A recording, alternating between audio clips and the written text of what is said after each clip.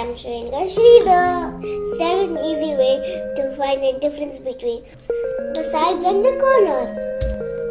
Come, let's check it out.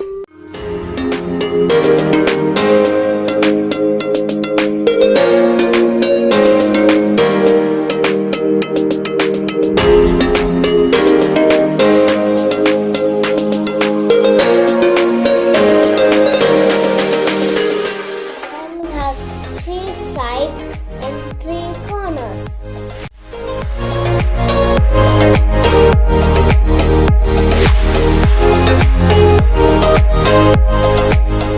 Square.